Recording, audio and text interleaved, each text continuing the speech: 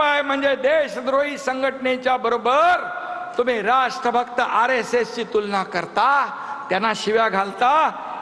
हे कुठलं हिंदुत्व आहे? हे कुठलं हिंदुत्व आहे?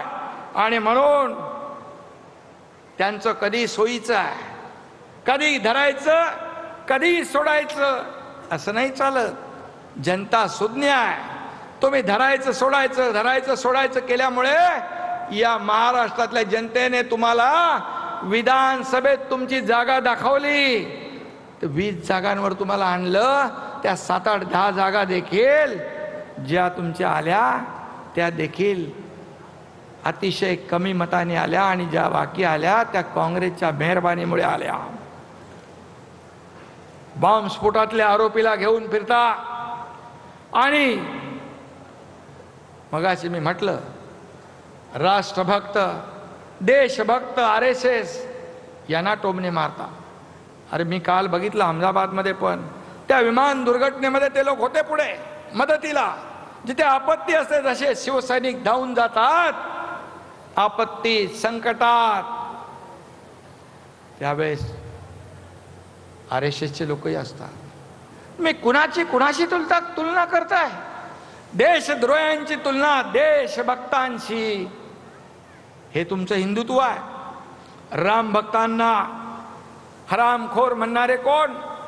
हनुमान चालीसामध्ये जेलमध्ये घालणारे कोण? सगळं झालं, सगळं करून वरून म्हणतात आम्ही हिंदुत्व सोडलं नाही. मग हनुमान चालीसा म्हणणाऱ्याला जेलमध्ये टाकलं, त्यावेळी तुमचं हिंदुत्व कुठं गेलं होतं?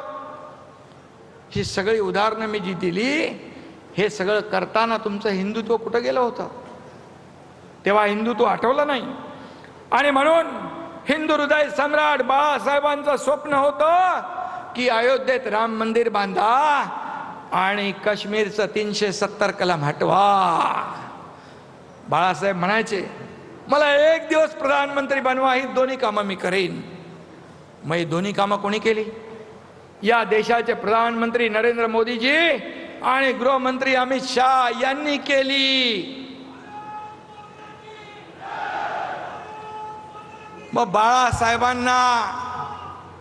बाळासाहेबांचं स्वप्न साकार करणाऱ्यांना शिव्या, आणि बाळासाहेबांनी ज्या काँग्रेसला कायम दूर ठेवलं त्यांच्या नावाने तुम्ही गाणार ओव्या. हे कसलं हिंदुत्व आहे? हे काय? हे काय? म्हणजे काहीतरी बोला, त्याला काहीतरी हे असलं पाहिजे. आणि म्हणून हिंदुत्व हा शिवसेनेचा आत्मा आहे, आणि मराठी हा आमचा श्वास आहे. राजकारण आणि मतांसाठी कधी आम्ही हिंदुत्व सोडणार नाही, कधी मराठीला अंतर देणार नाही. एवढा शब्द मी या ठिकाणी आपल्याला द्यायला आलोय. अरे आता मगाशी मला कोणीतरी सांगितलं की भाषणात म्हणाले मेळाव्यामध्ये come on kill me. English picture बघून आले असतं वाटतं. हा सुट्टीला